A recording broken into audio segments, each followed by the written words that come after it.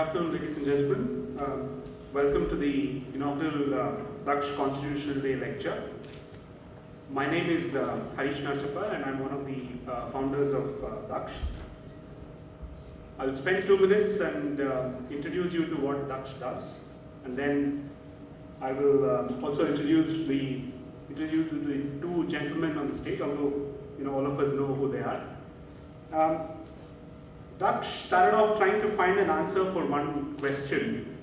This happened about 6 years ago. Started off from drawing room conversations and progressed to something we thought we could do. The question was, is and if so, how well is our democracy working? With that purpose, we thought we would focus on 3 aspects of socio-political life. One is politics and the people who engage in that arena. And when I'm talking about politics, I don't mean just the professional politicians, but others in politics. People's perceptions of elected politicians and development in their constituency and the state, and participation by people to bring about better accountability and governance. So the last 5-6 years, we've done a number of things. Predominantly, our goal has been to develop new methods or methodologies to evaluate performance of elected representatives and government by examining their performance and people's perceptions of that performance. Now, as we all know, on November 26, 1949, our Constitution was enacted, heralding a new vision for our country, a vision that was fashioned by some of the finest Indian minds of that time. But today, we are nowhere nearing achieving that vision. In fact, it's probably fair to say that we are muddling along as a society. So we thought, apart from facing day-to-day operational crises as most NGOs and civil society organizations do, we need to also reflect on the larger issues from time to time. And in our country, we know there's no shortage of occasions to do reflections. But we thought that there's nothing more important than 26 November to do a reflection, because our Constitution was enacted on that day. We hope that these Constitutional Day lectures will generate new ideas that will firstly help people understand the challenges our democracy faces, and secondly, develop new ideas to move our democracy forward. For the first lecture, we are lucky to have with us 2 of India's finest minds today, Justice M. N. Venkatachalaya and Professor Pratap Banu Mehta. Justice M. N. Venkatachalaya needs no introduction to this audience. He is one of the wisest and most knowledgeable persons we will ever meet, and an inspiration for many of us in Bangalore who are involved in the legal profession and in civil society. I will only remind everyone that apart from his distinguished service in the judiciary and other national institutions, Justice Venkatachalaya also served as the chairman of the National Commission that reviewed the working of the Constitution, the only formal body to have ever done so until now. So welcome, sir, to today's lecture.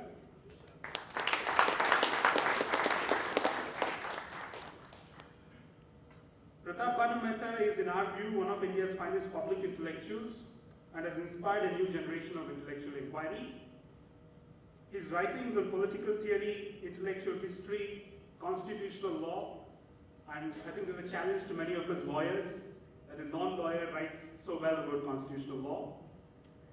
Indian society and politics have heralded a new approach that breaks away from existing ideas and dogmas. He is currently president of the Center for Policy Research, New Delhi. He has earlier held various academic positions at Harvard, NYU Law School, Jawaharlal Nehru University. His areas of research includes political theory, constitutional law, society, politics in India, governance, and political economy. He's done extensive public policy work. He's a prolific writer, as most of us know. I think to some extent people in Bangalore are deprived of his regular writings because we don't get the Indian Express in Bangalore. but I think those of us who see the net every day see his excellent articles. Welcome, Professor Mehta, to the lecture. So first we will request Pratap to deliver his lecture.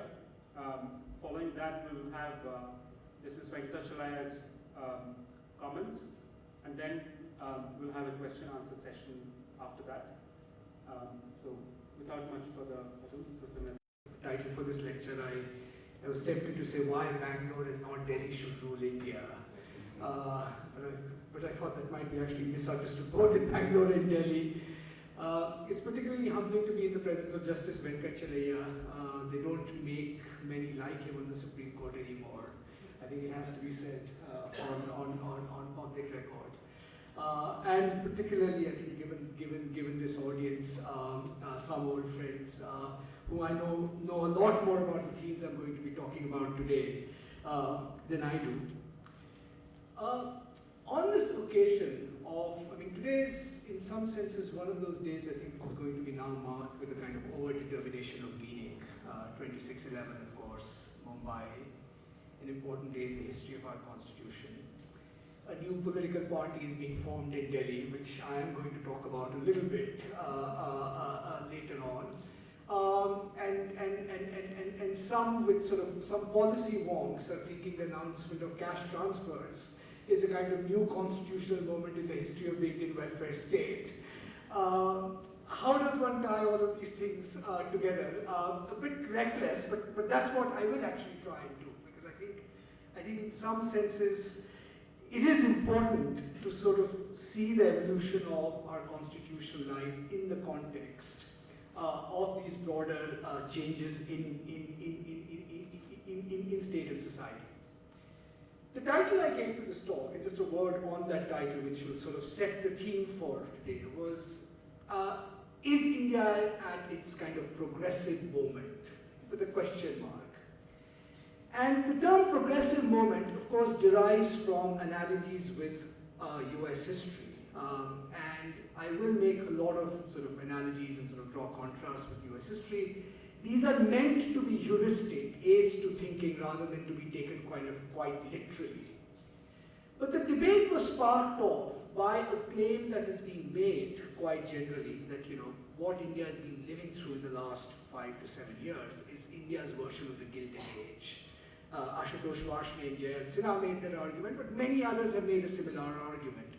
And Gilded Age meaning simply a society undergoing rapid growth, increasing urbanization, growing middle class, but associated with it, extraordinary rent seeking, a nexus between business and politics that is unprecedented, and really, in a sense, a view of life which, as Mark Twain once put it about the Gilded Age, make all the money you can, dishonestly if you can, and honestly if you must, right? As a kind of description of our times. And the argument that follows, that what followed the Gilded Age in the United States, in a sense, was the kind of progressive movement, a kind of reaction against the excesses of the Gilded Age. Now, at one level, of course, this comparison between India and the United States strikes us as odd. The historical circumstances are very different. The social circumstances are conceptions of national identity. But, if you were taking a strictly policy wonkish view, it's not an entirely outrageous comparison. Our per capita GDP is roughly around what the United States was about 1880. And I think it is bearing that perspective in mind when we actually talk about our contemporary problems, because I think often we do forget to ask this question: what kind of state do you expect to have at that per capita of GDP? I'm not an economic determinist, as I'll try and argue in a little bit, but I think keeping that sense of what is the right historical frame in mind is important. Now, I want to begin with, in a sense, kind of setting the scene going back to the founding moment and the Constitution we are here to celebrate, and I think most in this room will celebrate this Constitution. For all kinds of reasons. The sobering fact is 80 to 85% of all constitutional transitions fail. Ours didn't. That itself is a remarkable historical achievement. and an achievement in a sense made possible not just by the text of the document, but the surrounding circumstances and political culture that nurtured and sustained it. If you were to ask, I think, most people who engage themselves with the Constitution, what does the Constitution mean to you now? Right? Or how is the Constitution acquired a place in our national life? What sustains it? I suspect you'll get two contrasting answers. One answer, let's call it the idealist one, would be a sort of Ambedkarite answer. The Constitution as some kind of semi-sacred text, the lodestar of our political existence that has given the basic framework, underwritten the basic social contract of our society. Right? And the claim on this view is that if only we could recover the constitutional morality that our founding fathers gave us, many of our problems would at least diminish in their intensity, if not be entirely solved. Now, the phrase constitutional morality is used a lot these days, including in Supreme Court judgments. And I tried to do some kind of historical digging about how this phrase was used during the Constituent Assembly debates. To my count, I came up with only 3 references to the phrase constitutional morality. The most extensive one was made by Ambedkar in the kind of one of his final speeches, where there is actually quite an extensive treatment of what he means by constitutional morality, and it's really worth reading that speech, because I think we take it to mean something different than what Ambedkar meant. We take it to mean literally precepts of the Constitution, that there's a text that gives you a morality. He's actually not talking about the text at all, right? He's talking about the underlying sensibility, an appreciation for plurality, the spirit of the Constitution, as it were, that sustains that text. But one element of what he highlighted is what I want to sort of begin with. When he describes what we mean by constitutional morality, he quotes extensively from George Grote, who was a great 19th century historian of Greek political history, sparred with John Stuart Mill on many issues relating to liberty. And Grote described constitutional morality in these words. Constitutional morality is a paramount reverence for the form of the Constitution, enforcing obedience to authority and acting under these forms, right, combined with the habit of open speech, subject only to particular legal control, right, but most importantly, this is the part, unrestrained censor of those authorities as to all their public acts. Right? Now, the interesting thing is that the part about constitutional morality, the 2 parts that Ambedkar chose to emphasize, was one, unrestrained censor of all those acting in the name of public power. Right? And he goes on to say, if you were to describe his definition of democracy is really government by discussion. He makes this rather remarkable claim, right, that one of the great features of the Indian Constitution is that no part of government or no entity can claim monopoly to representing the people. In that sense, his version of constitutionalism was very anti-Jacobin. In fact, his idea was that the people in that sense, literally, to take the kind of Rousseau's conception, cannot be represented. No institution can stand up and say, we are the sole repositories of what the people mean. The conception of what the people want, what the people require, is a conception that emerges through open speech and discussion and debate. And in that sense, Ambedkar's vision of constitutionalism was firmly rooted in, as it were, I think, the influence of his teacher John Dewey, one of the great thinkers of the progressive era, to whom I'll return to later. Right? So this is sort of one version of the Constitution as it were, facilitating a certain kind of democratic experimentalism by consensus. What, however, is the practice of our constitutional morality? And I think most people would agree that it is best summed up in another picture of ancient constitutionalism, given in Heinrich Mayer's view of Roman constitutionalism, and particularly Caesar's relationship to it, where Mayer writes very powerfully that Caesar was insensitive to political constitutions and the way they operate. He was unable to see them as autonomous entities. He could see them only as instruments in the interplay of forces. Only as instruments in the interplay of forces. He had no feeling for their power, but concerned himself only with what he found useful or troublesome about them. And I think, in a sense, the image, the struggle for most of us is that there is the idealist, there's the normative promise of constitutional morality, and there's the reality of using the Constitution as a tool by which to knock other people on the head, rather than the Constitution as a set of norms which we all internalize and share. And I think the struggle, in a sense, for the soul of Indian politics is which version of constitutionalism will triumph. Mind you, the instrumentalist version of constitutionalism can be quite stable.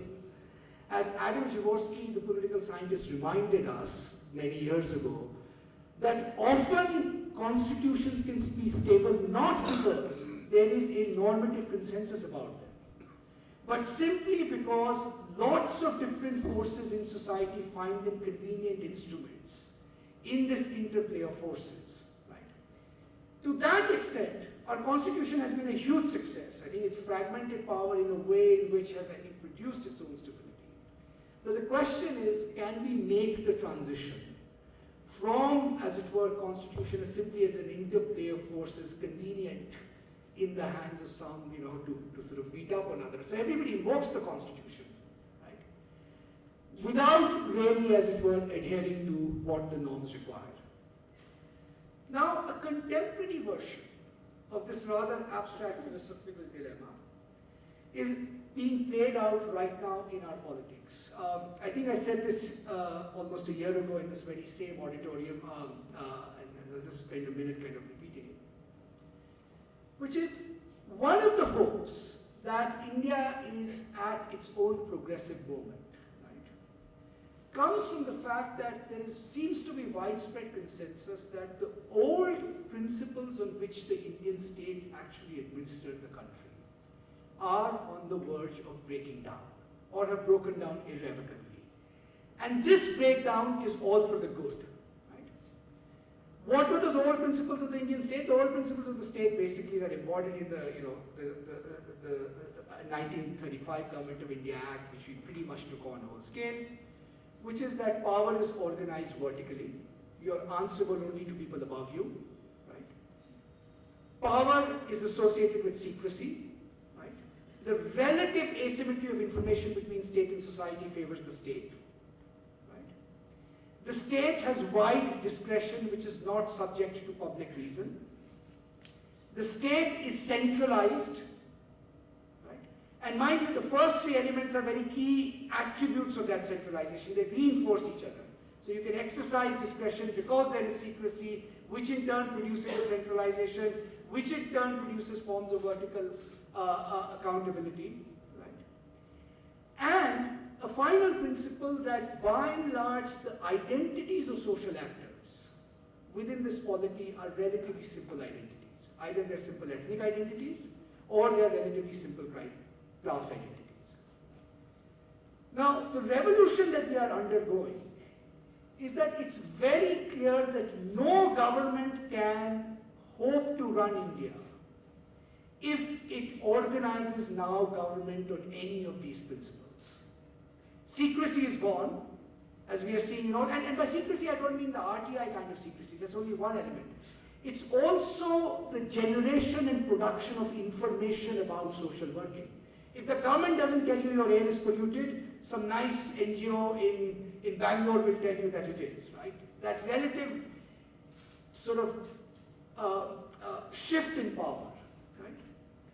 Vertical accountability is gone thanks to the kind of dispersal of power within the institutions of the Indian state and outside what DAKSH is doing, for example, in some senses, holding legislators to account by examining their records. But you have seen different examples of it, right? CAG, media, all kinds of institutions, right? So that you are no longer in a position, or a state official cannot simply say, I have done my bit to be accountable if I have satisfied my boss. Which is really, to be honest, how the principle of accountability operated in practice, right?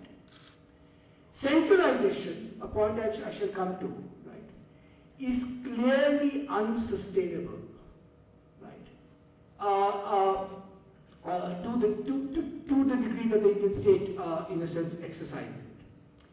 So one of the hopes of this particular moment is what we see as this kind of great angst about corruption, right, is really, in a sense, a reflection of the breakdown of the fundamental principles by which the old state governed us. Right? And the question is, in a sense, what will replace these old principles? Will discretion be replaced by public reason or another form of arbitrariness? Right? Will, in a sense, the fact that the asymmetry of information has shifted, right, lead to more opening, or will it lead to more ham-handed attempts by the state to control and repress information? Right?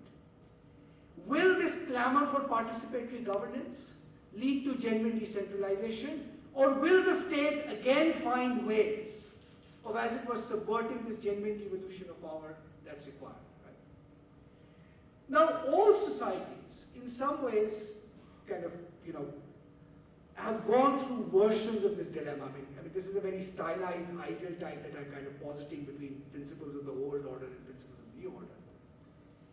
And the question is, what are the preconditions that enable a, let's say, a more successful transition, right, to a new order that is based on horizontal accountability, decentralization, open, transparent government, government by public reason and discussion rather than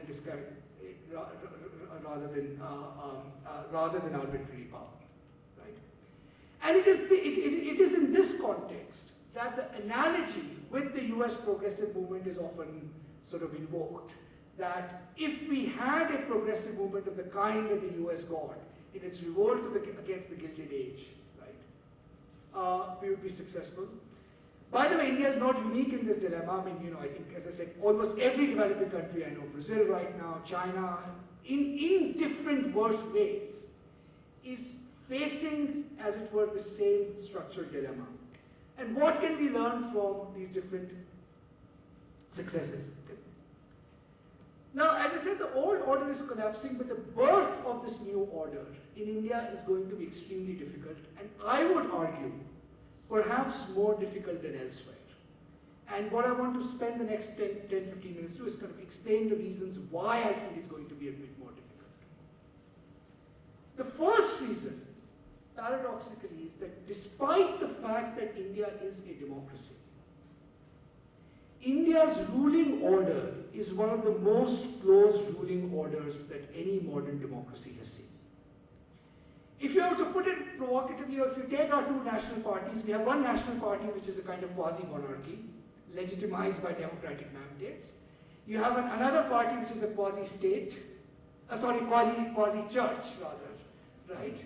And a pretty dysfunctional church, right? I mean, you have to go back to 1840s France to think of these analogies, right? So a party of a kind of monarchist legitimate order, right? And a party of a decaying, corrupt, obnoxious church, right? Those are your two national parties.